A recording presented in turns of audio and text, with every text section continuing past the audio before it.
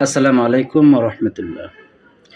ফিলিস্তিনের গাজায় দীর্ঘ ১৫ মাস যাবৎ চলা ইসরায়েলি গণহত্যার পর চলতি ২০২৫ সালের জানুয়ারি মাসে ফিলিস্তিনের হামাস এবং ইসরায়েলের মধ্যে যুদ্ধবিরতির ঘোষণা শুনে সারা বিশ্ব কিছুটা আশ্বস্ত হয়েছিল যে এবার হয়তো ফিলিস্তিনের রক্তপাত থেমে যাবে। কিন্তু যুদ্ধবিরতি চুক্তির মাত্র ২ মাসের মাথায় ইসরায়েল আবারও গাজায় ভয়াবহ হামলা শুরু করে। কিন্তু কেন? এজন্য কোন পক্ষ দায়ী, হামাস নাকি ইসরায়েল? চলুন এটি জানার চেষ্টা করি। তবে তার আগে দীর্ঘ সময় চলা যুদ্ধে ইসরায়েলি বাহিনীর হামলায় ফিলিস্তিনের ক্ষয়ক্ষতির পরিমাণ জানার চেষ্টা করি। ডক্টরস উইদাউট বর্ডার্স এর তথ্য মতে এই যুদ্ধে ইসরায়েলি বাহিনীর গাজার ৭০% অবকাঠামো, ৯২% ঘরবাড়ি এবং শতভাগ হাসপাতাল ধ্বংস করেছে। সেখানে খাদ্য পানির তীব্র সংকট, ঔষধ, বিদ্যুৎ এবং জ্বালানি সহ জরুরি পরিষেবার অধিকাংশই অচল হয়ে গেছে। এই ফিলিস্তিনের হামাস এবং ইসরায়েলের মধ্যে যুদ্ধবিরতি চুক্তি মূলত ৩টি ধাপে বাস্তবায়নের কথা ছিল, যদিও ইসরায়েল যুদ্ধবিরতির ব্যাপারে লিখিতভাবে কোনো চুক্তি করেনি। তবে যুক্তরাষ্ট্র, কাতার এবং মিশরের মৌখিক আশ্বাসে এই যুদ্ধবিরতি কার্যকর হয়। প্রথম ধাপে সফলভাবে বন্দি বিনিময়ও হয় এবং গাজা উপত্যকায় কিছুটা শান্তিপূর্ণ পরিবেশ ফিরে আসে। কিন্তু মাত্র ২ মাসের মাথায় এই যুদ্ধবিরতির চুক্তি ভঙ্গ করে ইসরায়েল পুনরায় গাজায় বিমান হামলা শুরু করে এবং এতে এক রাতেই ৪০০-র বেশি মানুষ নিহত হয়। এ সময় ইসরায়েলের প্রধানমন্ত্রী বেনিয়ামিন নেতানিয়াহু নির্লজ্জের মতো বলে, এ হামলা কেবল শুরু, হামাসের বিরুদ্ধে আরও কঠোর হতে হবে।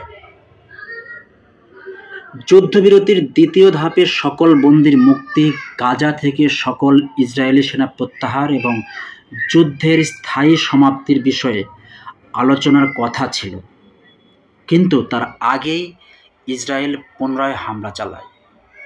ইসরায়েলের অভিযোগ, হামাস আরও বন্দি মুক্তি দিতে রাজি নয়, বরং তারা নতুন করে অস্ত্র সংগ্রহ করেছে। অন্যদিকে হামাস বলছে ইসরায়েল নতুন নতুন চুক্তির শর্ত জুড়ে দিয়ে তাদের প্রতিশ্রুতি ভঙ্গ করেছে। চুক্তিতে শর্ত ছিল ইসরায়েল গাজা থেকে সকল সেনা প্রত্যাহার করলে তবেই হামাস সকল ইসরায়েলি বন্দীকে মুক্তি দেবে। কিন্তু যুক্তরাষ্ট্র এবং ইসরায়েল এখনই সকল বন্দীকে মুক্তি দেওয়ার জন্য তাদেরকে চাপ দিচ্ছে। কিন্তু এই যুদ্ধ কবে শেষ হবে সে ব্যাপারে তারা কোনো আশ্বাস দিচ্ছে না। অন্যদিকে যুক্তরাষ্ট্রের প্রস্তাব ছিল ইসরায়েল দ্বিতীয় ধাপের আলোচনা পেছাতে চায়, কিন্তু হামাস এতে রাজি নয়। সে কারণেই ইসরায়েল হামাসকে চাপ দেওয়ার জন্য গাজায় সকল প্রকার ত্রাণের প্রবেশ বন্ধ করে দেয় এবং সরাসরি হামলা শুরু করে।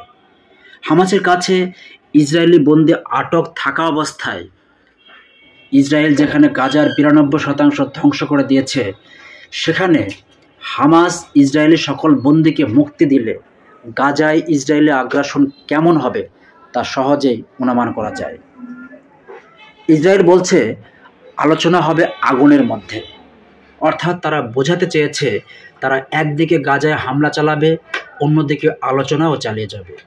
হামাস বলছে তারা পুরনো চুক্তি অনুযায়ী আলোচনা করতে এখনও প্রস্তুত আছে, তবে তার আগে ইসরায়েলের হামলা বন্ধ করতে হবে।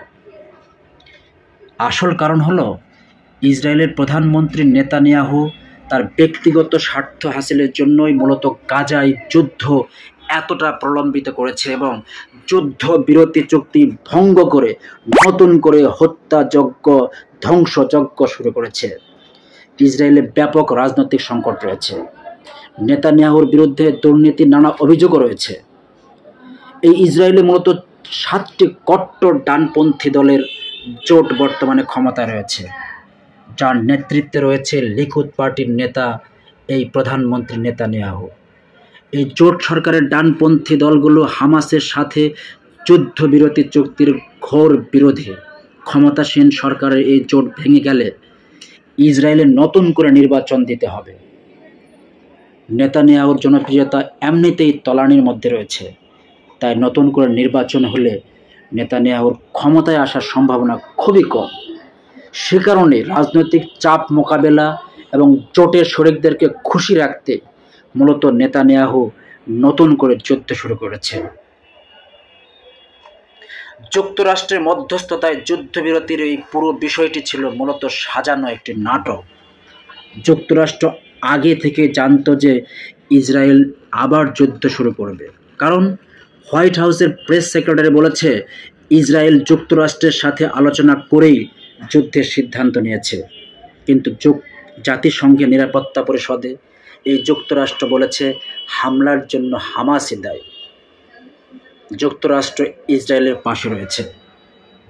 বিশ্লেষকগণ মনে করেন যুক্তরাষ্ট্রের এই অকণ্ঠ সমর্থনে ইসরায়েলকে আরও বেশি করে আগ্রাসী করে তুলবে। এই যুদ্ধবিরতিকে ইসরায়েল কাজে লাগিয়েছে মূলত নতুন করে যুদ্ধের প্রস্তুতির জন্য, কারণ দীর্ঘ 15 মাস যুদ্ধ করে ইসরায়েলি বাহিনী ক্লান্ত হয়ে পড়েছিল। তাই যুদ্ধবিরতি গাজাবাসীর জন্য স্বস্তি বয়ে আনেনি, বরং ইসরায়েলকে নতুন উদ্যমে শক্তি যোগানোর জন্য দেওয়া হয়েছিল।